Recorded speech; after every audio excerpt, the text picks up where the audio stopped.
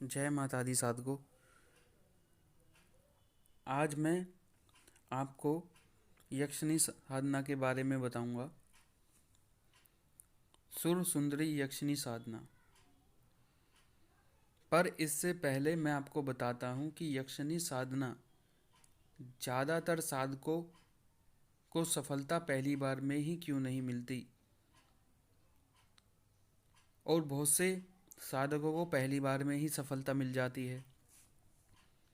ऐसा क्या कारण है, जबकि उन्होंने भी वही निश्चित समय पर अपना काम किया, तो उन्हें साधना में सफलता क्यों नहीं मिली? पहले तो ध्यान देने वाली बात यहाँ पर है कि साधक जब उपास का पात्र बन जाता है, मजाक का पात्र बन जाता है, जब उसे कोई भी सिद्धि नहीं प्राप्त होती या वो अपनी साधना कर रहा है, उसे उसका फल प्राप्त नहीं होता। और यही बात हमारे प्रसिद्ध वैज्ञानिक के जीवन में भी लागू होती है। जब तक वो कोई आविष्कार नहीं कर लेते तब तक लोग उनका मजाक उड़ाते हैं, उन्हें पागल बोलते हैं और बोलते हैं कि क्या ये पागलों की तरह हर समय अपनी प्रयोगशाला में ही बंद रहता है। और जब एक दिन वो ही वैज्ञानिक आविष्कार कर लेता है तब लोग उसका उपहास मजाक नहीं उड़ाते, उसे फिर सब कामयाब बोलते हैं कि एक अमुक नाम का वैज्ञानिक अथाह परिश्रम करते हुए मैंने देखा था और वो उसने ये वाला आविष्कार किया। अपनी प्रयोगशाला में वो काफ़ी घंटे घंटे गुजारता था, बिना खाए पिए, अब बिना सुध बुध करे वो लगा रहता था, इसलिए उसने ये आविष्कार किया। पहले मैं आपको बता दूं कि किसी किसी साधक को सफलता पहली बार में इसलिए नहीं मिलती क्योंकि साधक पहले तो पूरे रूप से वो अनुभवी नहीं होता, या वो अपने गुरु मंत्र गुरु यंत्र का उपयोग नहीं करता। आपने उदाहरण के तौर पे एक बात समझो कि रेडियो में जब हम गाने सुनते हैं तब उसकी सुई की एक आवृत्ति निश्चित करते हैं। जब पहले हम अपने रेडियो सुना करते थे तो उसमें एक आवर्ती एक सुई होती थी, उसे हम उस ही चैनल पे लगाते थे जिस पर वो आती थी आवाज़। जब वो उस फ्रिक्वेंसी के अंदर या आवृत्ति के अंदर वो सेट नहीं होती थी तो आवाज़ में भी हमें पूरी तरीके से साफ सुनाई नहीं देती थी। वो जब तक हम उसे सही जगह पर ना लगा दें तब तक हमें आवाज़ नहीं आती थी। ऐसा ही साधना का हाल होता है। जब तक हम अपने मन को सेट नहीं करते, सही ढंग से नहीं करते, तो हो नहीं पाती। और कभी कभी घर का अशांत वातावरण होता है और कभी कभी मंत्र का उच्चारण भी अस्पष्ट हो जाता है या अशुद्ध हो जाता है। इस कारण साधना में सफलता नहीं मिलती और साधक अपने लक्ष्य से भटक जाता है या अपने लक्ष्य के पास पहुंचकर भी विफल हो जाता है।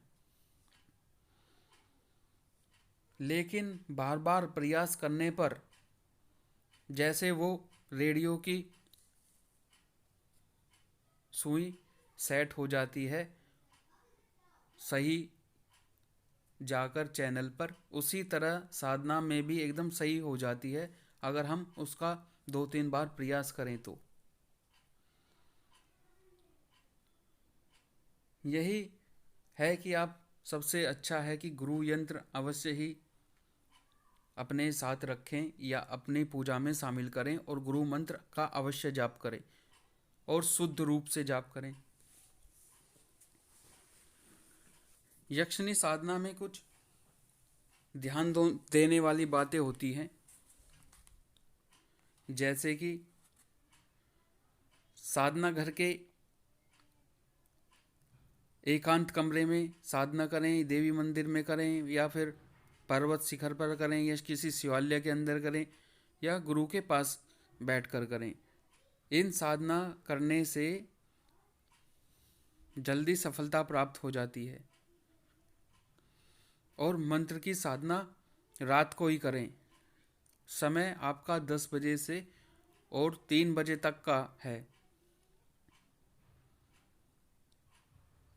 और साधक को पूरी श्रद्धा और विश्वास के साथ यक्षिणी साधना करनी चाहिए। पहले मैं आपको बता देता हूँ कि इसके अंदर जैसे भी रंग के कपड़े आपको बताते हैं, उस रंग के कपड़े ही आपको पहनने चाहिए। जैसे सुर सुंदरी साधना, यक्षिणी साधना, इसके अंदर आप लाल कपड़े पहनकर रुद्राक्ष की माला या स्फटिक की माला से साधना कर सकते हैं, पर जो कि प्राण प्रतिष्ठित होनी चाहिए। और किसी भी पवित्र घर के अंदर या एकांत स्थल पर गूगल की धूप जला दें और गाय के घी का दीपक जला दें। अगर ना मिल सके तो आप चमेली के तेल का भी दीपक जला सकते हैं। एक दिन में 3000 मंत्र का जाप जरूर करें और 41 दिन तक ये साधना करें तो यक्षिणी सिद्ध होती ही है। और जब यक्षिणी आए, आधी रात के बाद में यक्षिणी आती है, तब आप चंदन, जल में चंदन रखें और उससे उसे जल दें। इससे आपको एक मनोवांछित फल प्रदान कर देगी वो। सुर सुंदरी साधना का जो मंत्र है वो इस प्रकार है: ओम ह्रीम आगच्छ सुर सुंदरी स्वाहा, ओम ह्रीम आगच्छ सुर सुंदरी स्वाहा, ओम ह्रीम आगच्छ सुर सुंदरी स्वाहा। ये मंत्र सुर सुंदरी यक्षिणी का है। आप इस साधना करने से पहले आप यक्ष की साधना जरूर कर लें, या अपनी साधना के अंदर 5000 मंत्र यक्ष साधना का करें, यक्ष मंत्र का करें। इस साधना करने से आपको जल्दी लाभ होगा और सफलता भी जल्दी मिलेगी। फिर गुरु मंत्र का जाप आप करें, गणेश जी के मंत्र का जाप करें और अपने यक्षिणी का आप जाप करें। इस साधना को आप किसी भी रूप में कर सकते हैं, माँ, प्रेमिका, भार्या, पत्नी या बहन के रूप में। पर आपको पत्नी के रूप में ये साधना नहीं करनी, आपको केवल प्रेमिका के रूप में ये साधना करनी है।